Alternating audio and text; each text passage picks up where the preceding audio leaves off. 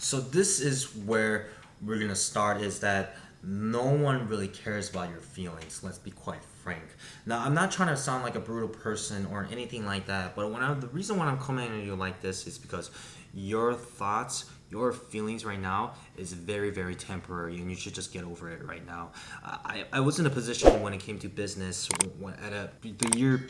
the year prior for this, I was actually in a six-figure sales job that I actually really, really enjoyed, and the people that I absolutely liked. And I think I had one of the most incredible relationships in a very, very long time. I might say I was happy, even though I was in that position. There was a lot of politics, and there was a lot of things that I didn't really like as a company that I feel like was not benefiting my pocket. So even though I didn't really wanted to leave, I decided to leave due to political reasons and knowing that I was not going to make a lot of money at that point because I had to look out for myself. So I said, screw politics and screw all these things. And I liked school. I graduated with the economics degree back in college, and I just didn't really see myself utilizing it because I always wanted to be a business owner. And the reason being all that is because I just couldn't imagine just working on a profession that I don't know if I'll like, not by my choice, but based on my education and based on my upbringing, that was going to decide my decision on my life. And by 65, I have either 10 or 15 years to live my fullest life. And there's nothing wrong about it. Trust me, there's nothing really wrong about that whole direction, but I just couldn't imagine myself settling in a life that way. Decided to open up my own business in July. I became fully dedicated. I was gonna make sure that the life I was gonna design and live into was exactly how I imagined ever since I was 18. Because my sister was a lawyer and my dad was a college professor, and I know what their lifestyles is, and it's not, quite frankly, not the lifestyle that I want to fully follow. Not that there's nothing wrong about it. So I was so fully dedicated, I decided to buy a course on July that was about making your own agency make a six-figure income off. So after that, I fully understand how the class worked or how to make an income off of it. I decided to hire a mentor, and this mentor I decided to hire. And the funny thing is, we worked on my first client, and I was really, really dedicated on that just to make it work. And quite frankly, it didn't work the way that I was supposed to do, and I was very, very disappointed along to himself. And I said, let's extend another week of full trial so I can actually help you and boom your business. And he said he agreed on on what direction we were going to go and how we're going to help him do it. And quite frankly, to be very truthful, I haven't heard from him and my business partner almost a full on 2 months. And my mentor that I decided to hire to and make money together, I haven't heard of him in 3 months. And better yet, it kind of shocked me when I was actually about to bring a third potential client. When it was something within his niche, he said, let's split it 50-50, as if to say that without any agreement or without any where I'm coming from, struggling when it comes to money, that he didn't care. So it became in full in circles that my client didn't care, even though I was in a situation where my wallet's getting empty, not knowing what my next meal was gonna be. Quite frankly, they did not care, because I still haven't get a text message from them or a message from them either or today. And the better yet, my second client, who I was gonna help her boost their business, did a presentation and all that. Quite frankly, she decided to go, as she said, she's gonna keep in touch with me, update me on Monday once we had the meeting on Tuesday or something. She decided to go to another media company, which I never heard about. Considering there's only 20,000 professionals just like her, because it's a very, very unique small niche, and the page has over 100,000 likes. I just found it very, very sketchy, and how she decided to go in that direction rather than myself. Quite frankly, she didn't care about me. What it could be better yet is that I didn't set myself as a very good professional business or a credible person or someone that they want to go move forwards to with. And so it comes to back in a direction where people don't care what situation you're going through or what kind of lifestyle you're going through, because at the end, the biggest question they always ask is, what's in it for me? How is it going to benefit? Because people are always looking for what's best for them at the end. And when I was growing up at 7 years old, my mom passed away, and my dad, who I love but don't love super much, is that he decided to not to bring me in to his house. He decided to let me in my aunt's. When I moved back to the United States, when I spent 7 years in a Korean culture, not utilizing full English. When I went to middle school in Florida, it was just at a Catholic school. It was just amazing because these kids were making fun of that I was a chink, that I was homo, possibly due to my feminine or Asian personality, conservative personality, whatever you want to say, and just being the only Asian kid, it was kind of inevitable what the direction was going. So I didn't really make any friends on my 8th grade, my middle school.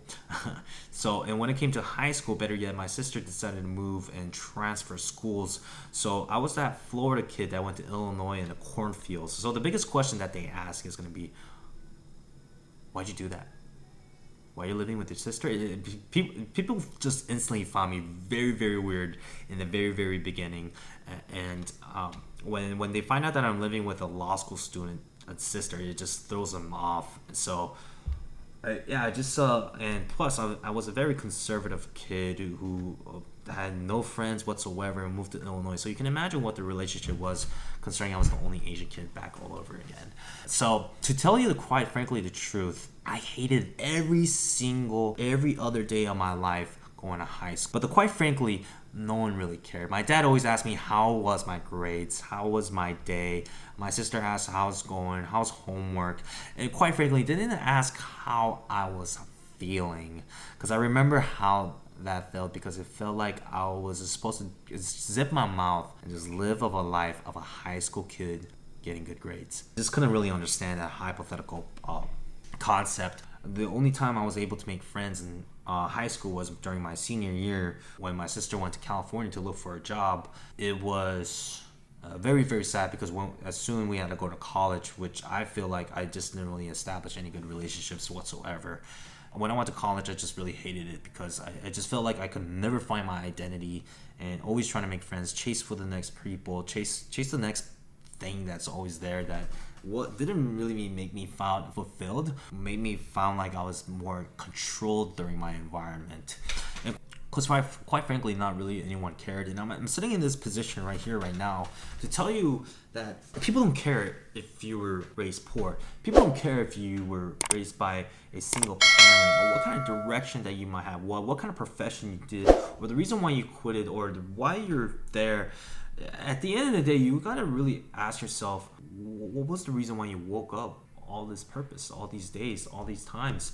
And when I found out the real reason why I wanted to decide to pursue the direction I wanted to go, I decided to block on all the occupations. I decided to block on all the people. I decided to even block on some family members that I feel like was not going to benefit me whatsoever. Not because they're not looking for the best interest. They always looking for the best safety net, which could be not something what you're looking for, what they were looking for. There's this entrepreneur called David Moltzer, and during the time he actually went to law school, and when he was pursuing a job, they say being an oil litigator was considered the highest paying job during that time of the year. I think it was the 90s. I forgot exactly what during the time it was, but there was this thing called the internet that was popping up, and there was a job that evident that's saying you can sell legal research or legal documents online and sell it to companies. And when he went to his trusted advisor, his mother, who's a second grade teacher, his mom said, David, you need to get a real job. This internet thing is a fad. It's funny, because just because someone loves you doesn't mean they'll give you great advice. David actually, Moltzer, you can look him up, he's a real person. He actually made $1 million, a millionaire in 9 months. So just imagine if he went an oil litigator and made 6 figures. No matter how much someone loves you, no matter how much crap you're going through, I want you to block all the noise and all the hate. And I just want to let you know, tough times don't last. Tough people do.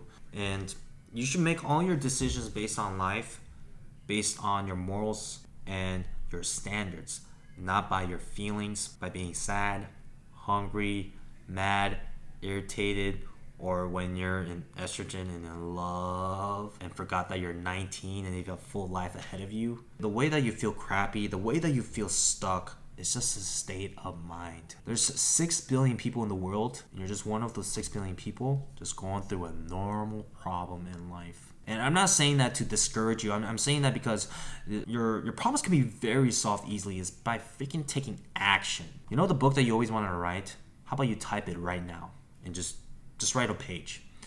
You know the door knocker who you're supposed to door knock so you can look up your next client? How about you knock 100 doors and spend 3 hours doing that? I'm pretty sure you can get one potential client if you meet 100 people in front of you.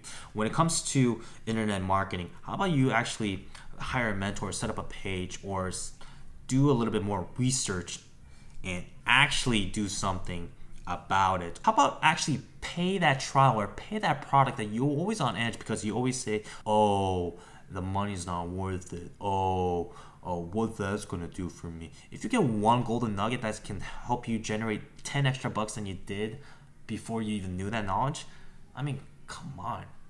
People are so stuck up on their old ways and stuck up on the way how things should go. Oh, I'm not feeling well. I'm not doing this. Oh, she's the one. Yeah, I don't feel like cooking. How about you just get out and just do it?